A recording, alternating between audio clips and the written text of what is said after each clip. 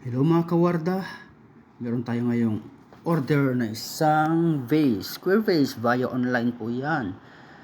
Ayun, at una nating inilagay ay ang mga raskas, dahon ng raskas, tapos isusunod natin yung Casablanca or Stargazer, kung pa mang tawag dyan.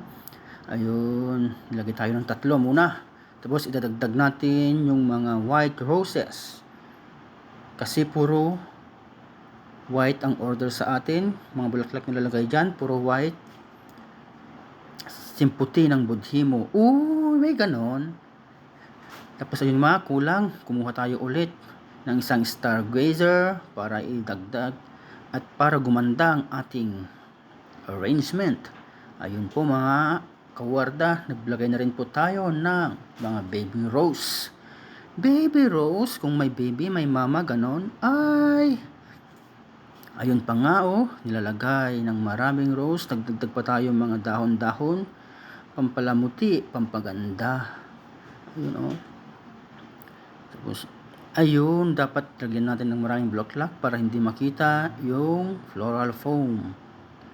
Ayan, tapos may kinuha pa ako ulit dyan bumalik sa talaja. Talaja, kung tawagin sa atin ay ref.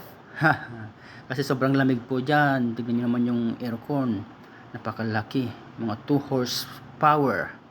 Ayan, para hindi mamatay yung mga bulaklak. Ayun pa nga, naglagay tayo ng stoma, mga stoma na bulaklak dyan, pampaganda, pamparami, mas marami, mas maganda. Tapos naglagay tayo ng mga green leaves. Mga fillers na po yan para hindi makita ang ating floral foam. Ayun Tapos magdadagdag pa po tayo dyan mamaya ng maliliit na bulaklak. Maliliit.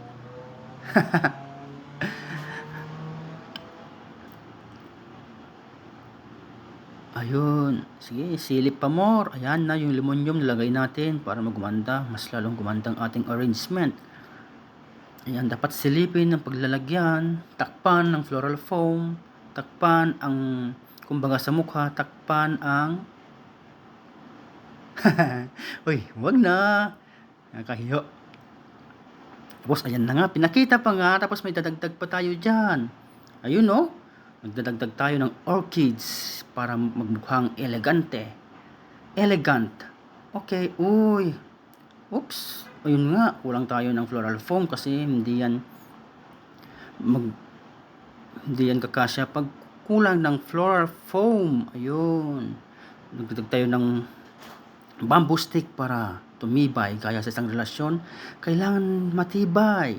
Ayun, kumbaga, kailangan ng trust para tumibay ang iyong pagmamahalan. Ayun, may ganon na naman. My goodness. Ayun na nga, nilagay na nga yung mga orchids. Ayun, tapos, ayun, bali, 15 pieces nilagay kong orchids dyan para mas lalong gumanda. Ayun na nga, Ayan. Seryoso naman ang gumagawang yan. Ayun malapit na. Cute. Ayun na nga. Tapos na. Tapos kumuha tayo ulit ng raskas. Dapat natin lagyan ng raskas yung likod para hindi makita yung floral foam. Hindi lang sa harap ang pinapaganda, dapat din pati sa likod para yung customer ay babalik-balikan ka.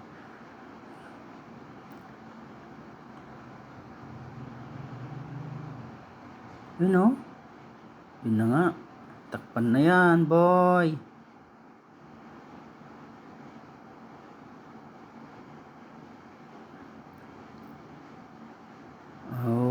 Tapos ayan, isprayan na nga ng pampashine. Ayun na nga, tapos na. Yan na po ang ating